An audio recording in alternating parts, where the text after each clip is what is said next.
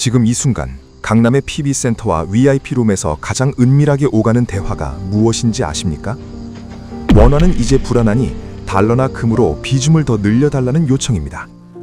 돈 냄새를 가장 잘 맡는 스마트머니들은 이미 본능적으로 종이돈을 버리고 진짜 돈으로 갈아타는 중입니다. 그런데 이게 과연 한국 부자들만은 유난스러운 상황일까요? 아닙니다. 현재 전 세계 부의 이동은 한국보다 더 먼저 그리고 더 빠르게 움직이고 있습니다. 그들은 이미 불안한 화폐 대신 가장 확실한 실물 자산으로 거대한 자산 이동을 시작했습니다. 하지만 아이러니하게도 우리 주변 세상은 너무나 평온합니다.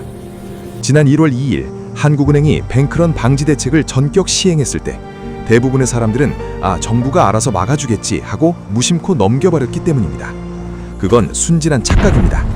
한국은행이 새해 벽두부터 은행의 대출 장부까지 담보로 받아주겠다고 뒷문을 열어준 것, 이것은 스마트폰 터치 몇 번에 수조 원이 증발하는 디지털 뱅크런을 막기 위한 사실상의 전시체제 선언입니다.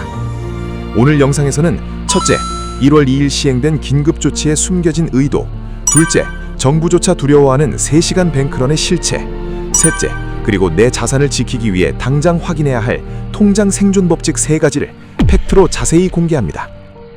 우선 팩트부터 정확히 짚고 넘어가겠습니다.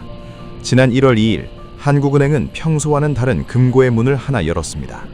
바로 이름부터 낯선 금융기관 대출 채권을 담보로 하는 긴급 여신 제도입니다. 말이 너무 어렵죠? 이 제도가 왜 파격적인지 가상의 인물 김 사장님의 이야기로 아주 쉽게 설명해 드리겠습니다. 여기 중소기업을 운영하는 김 사장님이 있습니다. 경기가 어려워서 은행에 대출을 받으러 갔더니 지점장이 난처한 표정을 짓습니다. 사장님, 저희 은행에 지금 현금이 좀 부족해서요. 이때 김 사장님이 주머니에서 꼬깃꼬깃한 중이 한 장을 꺼냅니다. 지점장님, 제가 거래처 박 사장한테 받을 돈이 1억 원 있는데 이 차용증을 담보로 돈 좀 빌려주셔. 과거의 은행이었다면 어땠을까요? 에이 사장님, 이 종이 쪼가리를 어떻게 믿고 돈을 줍니까? 금괴나 명품 시계를 가져오셔야죠. 하고 문전박대했을 겁니다. 이게 우리가 알던 금융의 상식입니다.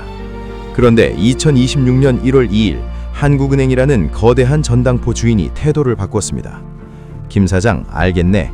나중에 진짜 비상 상황이 터지면 자네가 가지고 있는 그 차용증 내가 받아주겠네. 여러분, 이게 얼마나 무서운 변화인지 감이 오십니까? 은행이 기업에 돈을 빌려주고 받은 대출 채권은 금괴처럼 버튼 한 번에 바로 팔 수 있는 자산이 아닙니다. 담보 가치도 평가해야 하고 떼일 위험도 계산해야 하는 덜 유동적인 자산입니다. 그럼에도 불구하고 한국은행은 일정 기준을 넘는 법인 대출 채권까지 위기 시에 받아주겠다며 최후의 안전판을 새로 깔았습니다. 평소 같으면 국채만으로도 충분했을 텐데 왜 굳이 2026년 1월부터 이런 고육지책에 가까운 제도를 마련했을까요? 그들이 두려워하는 것은 단 하나, 바로 속도입니다. 시간을 잠시 돌려보겠습니다. 1997년 IMF 때나 2011년 저축은행 사태를 기억하십니까? 그때 은행이 무너지가면 며칠, 길게는 몇 주가 걸렸습니다. 2011년 부산의 한 저축은행 앞, 영하의 날씨에 패딩 점퍼를 입은 할머니가 돗자리를 펴고 밤을 새웁니다. 은행 셔터는 내려가 있고 직원이 나와서 번호표를 나눠줍니다. 어머니, 오늘은 못 찾으세요. 내일 다시 오세요. 네, 그때는 이렇게 물리적인 시간을 끌 수 있었습니다. 은행이 숨을 쉴 틈이 있었단 얘기입니다. 하지만 2026년 지금 상황은 180도 달라졌습니다.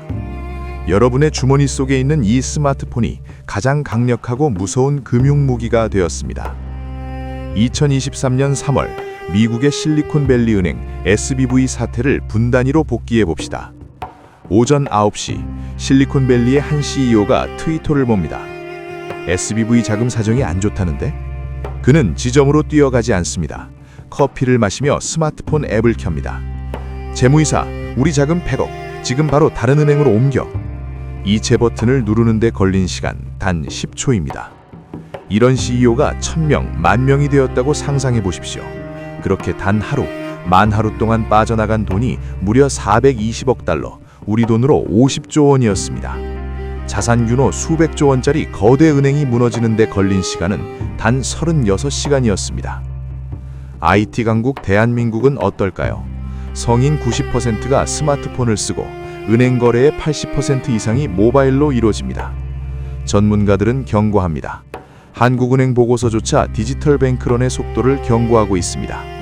한국에서 뱅크런이 터지면 점심 먹고 커피 한 잔 마시는 3시간이면 은행 하나가 빈 껍데기가 될 수 있다는 얘기입니다. 이것이 바로 광속의 디지털 뱅크런입니다. 한국은행이 1월 2일에 급하게 대출 채권까지 받아주는 제도를 만든 진짜 이유, 이제 이해가 되십니까? 기존의 현금이나 국채만으로는 이 엄청난 속도를 도저히 막을 수 없다는 현실을 그들도 인정한 것입니다. 에이, 설마 내 돈이 묶이겠어. 미국 얘기겠지. 그렇게 생각하신다면 오선입니다. 제도가 시행된 지 3주가 다 되어가는 지금 우리 주변에서는 이미 3가지 수상한 징후가 나타나고 있습니다. 여러분의 상황이라고 생각하고 들어보십시오. 첫째, 디지털 방지턱입니다. 월급날인 김 과장님, 아내에게 생활비를 보내려고 은행 앱을 켰습니다. 평소엔 1초면 되던 로그인이 뱅글뱅글 돕니다. 왜 이렇게 느리지? 겨우 접속해서 이체 버튼을 눌렀더니 팝업이 뜹니다. 시스템 점검 중입니다. 잠시 후 다시 시도해주세요. 단순한 오류일까요? 금융권에서는 위기 상황 시 대량 인출을 지연시키기 위해 시스템 부하를 일부러 조절하는 것을 디지털 방지턱이라고 부릅니다. 여러분이 앱이 먹통이네? 하고 기다리는 그 10분, 그 10분이 은행에게는 한국은행에서 돈을 빌려올 수 있는 생명 연장의 시간일 수 있습니다. 둘째, 수상한 특판 예금의 유혹입니다. B저축은행에서 문자가 왔습니다. 긴급 특판, 연 5.3% 지급, 오늘 마감. 옆 동네 A은행은 3.5%를 주는데 여기는 왜 5.3%나 줄까요? 은행은 자선사업가가 아닙니다. 금리를 높여서라도 돈을 급하게 모아야 한다는 건 비싼 값을 치러서라도 당장 현금이 필요하다는 뜻입니다. 마치 물에 빠진 사람이 지푸라기라도 잡는 심정일 수 있다는 겁니다. 높은 이자에 혹해서 내 소중한 목돈을 태우기엔 그 배가 너무 위태로워 보이지 않으십니까? 셋째, 2026년의 시한폭탄, 바로 부동산 PF입니다. 금융권의 부동산 PF 노출 금액이 대략 130조에서 200조 원에 달합니다. 그림을 그려보십시오. 아파트 공사장이 멈춥니다. 하청업체들이 돈을 못 받습니다. 건설사가 무너지고 돈을 빌려준 저축은행이 흔들립니다. 그 다음은 누구 차례일까요? 바로 그 은행에 이자 조금 더 준다는 말만 믿고 예금을 맡긴 여러분의 차례입니다. 그렇다면 우리는 어떻게 해야 할까요? 당장 내일 아침 은행으로 달려가서 돈을 다 뽑아야 할까요? 아닙니다. 공포에 질려 무작정 움직이는 건 하수입니다. 우리는 시스템을 이용해 냉정하게 방어선을 구축해야 합니다. 1단계 방어선, 예금자 보호 한도 1억 원 활용하기. 가장 먼저 예금자 보호 한도부터 체크하십시오. 2025년 9월부터 한도가 1억 원으로 상향되었습니다. 이걸 100% 활용하셔야 합니다. 만약 여러분 통장에 1억 5천만 원이 있다고 칩시다. 이걸 이자 많이 준다고 S저축은행 한 곳에 다 넣어두셨나요? 절대 안 됩니다. 당장 내일이라도 쪼개십시오. A은행에 1억 원, B은행에 5천만 원. 중요한 건 한 금융회사당 적용된다는 점입니다. 이렇게만 해두면 은행 셔터가 내려가도 내 원금과 이자는 국가가 100% 보장해줍니다. 2단계 방어선, BIS 비율 검색하기. 지금 바로 스마트폰을 켜고 포털 사이트에 검색해 보십시오.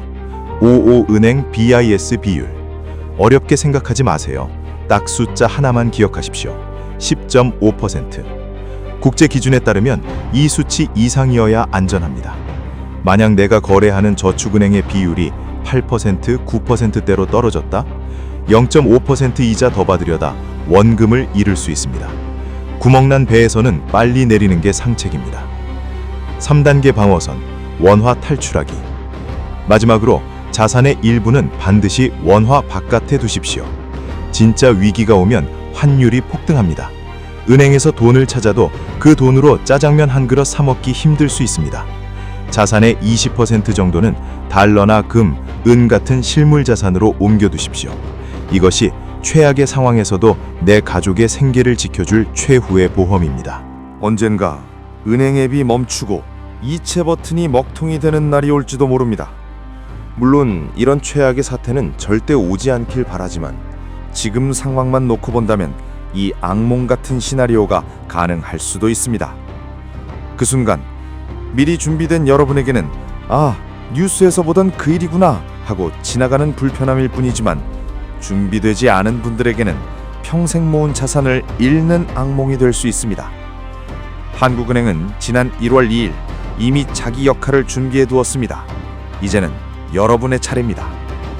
오늘 영상이 끝나면 딱 3가지만 확인하십시오. 내 예금은 1금융회사당 1억 원 이하로 분산되어 있는가? 거래은행의 BIS 비율은 10.5%를 넣는가? 내 자산의 20%는 달러나 금, 은으로 준비되어 있는가? 이 작은 실천이 2026년의 파도 속에서 여러분을 지켜줄 것입니다. 오늘 영상이 도움이 되셨다면 구독과 좋아요 부탁드립니다. 감사합니다.